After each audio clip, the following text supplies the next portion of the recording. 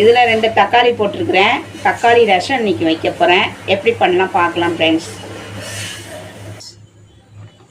முட்டை கிரேவி வச்சாச்சு. இப்போ அடுத்தல ரசம் வைக்க போகிறோம். கொஞ்சம் தண்ணி விட்டு 2 தக்காளி போட்டு கொதிக்க வச்சுருந்தேன். வெந்துருச்சு. தோல் உரித்து வச்சுருக்கிறேன். கொஞ்சம் புளி கரைசல் ஊற்றிருக்கிறேன்.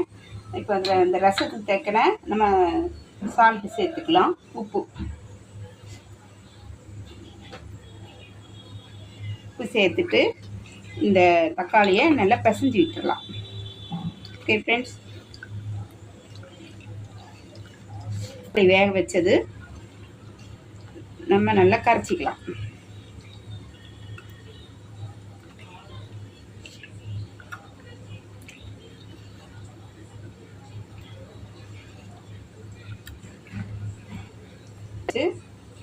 இப்போ நம்ம தேவைக்கு தக்கன நம்ம எவ்வளவு வேணுங்குமோ அவ்வளவுக்கு உப்பு புளி எல்லாம் கரெக்டாக இருக்கிற மாதிரி நம்ம தண்ணியை ஆட் பண்ணிக்கணும். எனக்கு எல்லாம் ஒரு அளவு தெரியும், அதனால் நான் அந்த அளவுப்படி நான் எல்லாம் பண்ணுவேன் ஃப்ரெண்ட்ஸ். ரசம் தாளிக்கிறதுக்கு ரசம் கூட்டியாச்சு. எண்ணெய் விட்டுட்டு கொஞ்சம் கடுகு ஆட் பண்ணிக்கலாம். கடுகு ஆட் பண்ணிவிட்டு கொஞ்சம் வெந்தயம் போட்டுக்கலாம். வெந்தயம் போட்டுக்கிட்டு 2 கருவேப்பிலை போட்டுக்கலாம்.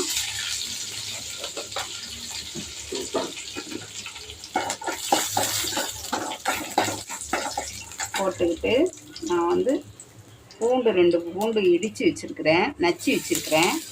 அதை எல்லாம் போட்டுக்கலாம். நம்ம தாளிக்கும் போதே நல்ல வாசமாக கமக்கணும்னு இருக்கும்.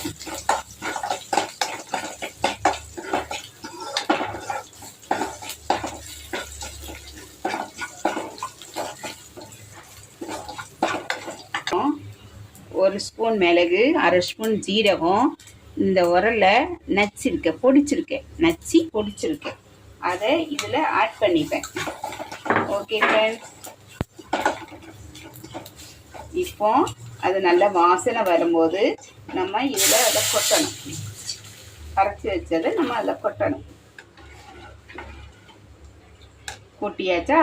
உப்பு போட்டாச்சு. பொடிச்சதை தாளித்து பூண்டு எல்லாம் போட்டாச்சு. இதில் இப்போ என்ன பண்ணணும்னா இதில் கொஞ்சம் பெருங்காயத்தூள் போட்டுக்கலாம். தேவைக்கு தக்கன போட்டுக்கோங்க. இதில் நாங்கள் மிளகு ஜீரகம் இடித்து போட்டிருக்கேன். இருந்தாலும் கடையில் வைக்கிற பாக்கெட் பொடி ரசப்பொடியை கொஞ்சம் நாங்கள் ஆட் பண்ணிப்போம். எல்லாம் ஒரு ருசிக்கு தான். இந்த கரண்டிக்கு 1 ஸ்பூன் ஆட் பண்ணிப்போம், அவ்வளோதான். இதில் கொஞ்சம் மஞ்சப்பொடி, 7 போல் மஞ்சப்பொடி போட்டுக்கலாம், அவ்வளோதான்.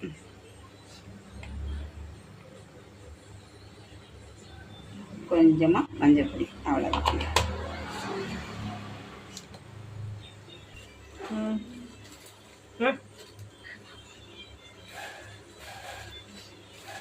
எல்லாம் ரெடி ஆகிட்டு இதில் கொஞ்சம் மல்லித்தலை வெட்டி போட்டுக்கலாம், அவ்வளோதான். ரசம் ரெடி, சாப்பாடு ரெடி, முட்டை கிரேவி ரெடி.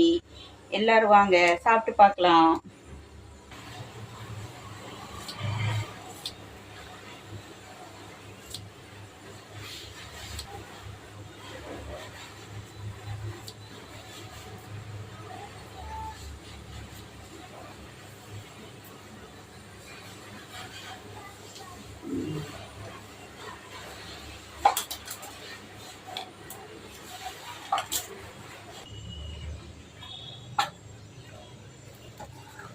ஃப்ரெண்ட்ஸ், ரசம் லேசாக கொதிச்சிருச்சு. நான் எப்போவும் கொஞ்சம் கொதிக்க விட்டு தான் ஃப்ரெண்ட்ஸ் நான் ஊற்றுவேன். நல்லா தான் இருக்கும். சில பேர் பொங்கின உடனே பொங்கி வரும்போது ஊற்றணும்பாங்க. எனக்கு இப்படி பழகிடுச்சு ஃப்ரெண்ட்ஸ். ஆனால் நல்லாயிருக்கும், ரசம் நல்லாயிருக்கும் ஃப்ரெண்ட்ஸ்.